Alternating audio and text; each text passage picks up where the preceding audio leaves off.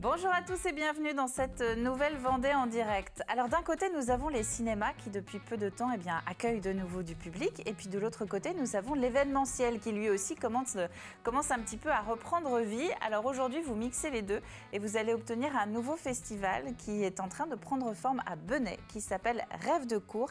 Et pour nous en parler, nous recevons justement le délégué général de ce festival, Étienne Michaud. Bonjour Étienne.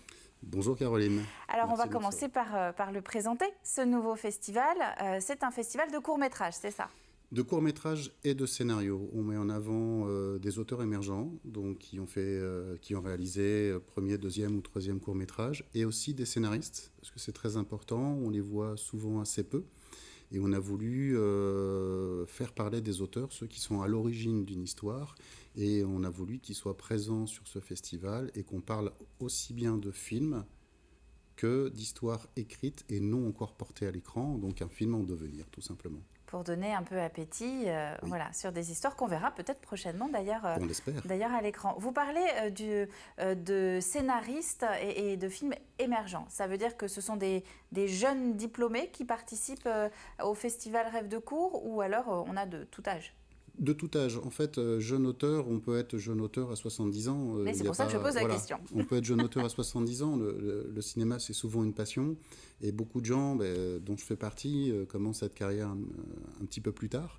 Et donc, effectivement, un jeune auteur, c'est celui qui débute dans une carrière cinématographique et qu'il ait 25 ans et qu'il soit diplômé ou qu'il en ait 40, 45 et qu'il soit autodidacte, c'est pas grave. Ce qu'on veut, c'est de belles histoires, de beaux films, et il y a des très belles choses à des âges divers, dans des genres divers, et c'est ça qu'on veut mettre en avant. Et alors pourquoi avoir décidé de cibler votre festival sur le court-métrage, Étienne ? Est-ce que c'est parce que c'est l'avenir du cinéma ? C'est pour les remettre en avant aussi. Moi, quand j'étais petit ou quand j'étais jeune, on allait au cinéma, et avant le long-métrage, il y avait un court-métrage, et il y avait souvent des choses très belles. Et après, je vais être honnête, c'est plus facile de commencer par un festival de courts-métrages. Et quand on parle de jeunes auteurs ou d'auteurs émergents dans le cinéma, on commence tous par le court-métrage. Donc si on veut mettre en avant et intéresser même le jeune public, parce qu'on est à destination du jeune public, on peut leur dire, en 10, 15 ou 20 minutes, vous pouvez raconter de belles histoires. Et je ne sais pas si vous avez vu quelques films, mais on a des très très beaux projets. Des très beaux projets, alors certains très poétiques. Oui. Je pense à Monsieur Hugo, notamment. J'ai pas encore voté, mais j'ai tout regardé. Vous allez comprendre aussi comment ça s'organise un petit peu. C'est un mix et vous qui regardez, vous allez pouvoir participer à distance aussi à ce festival. Il y a vraiment effectivement de tout et notamment pour cette première participation, c'est cet éclectisme, moi, qui m'a marqué. On a aussi du très sérieux, Oui. comme une jeune fille, alors je ne veux pas tout raconter, dans le monde hippique. Julia, voilà, très beau film de Sylvain Loscos.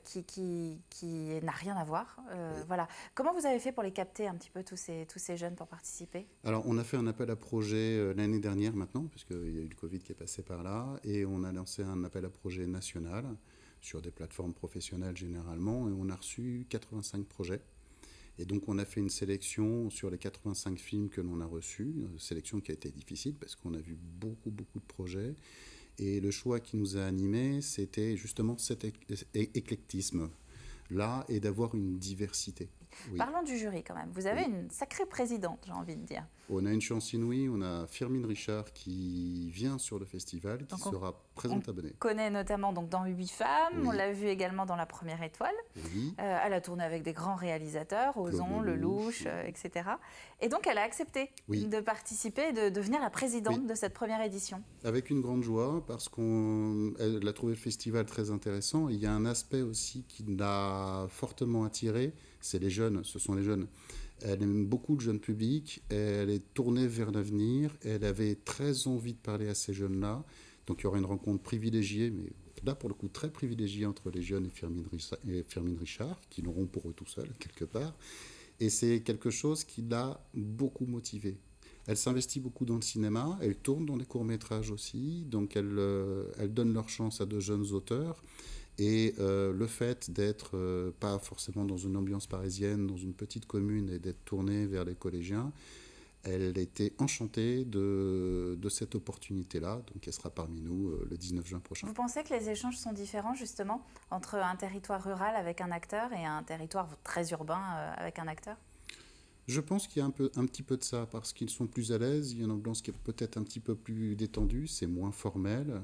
Le public est le même, hein, je pense, mais je pense qu'il y a une petite légèreté, une convivialité supplémentaire.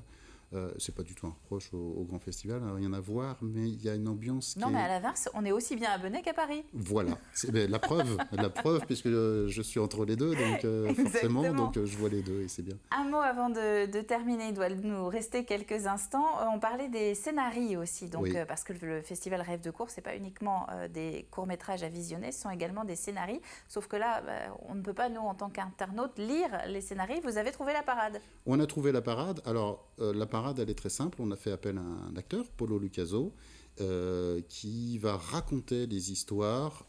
Là, il l'a fait face caméra, qui va raconter les histoires écrites par les auteurs en 4 ou 5 minutes.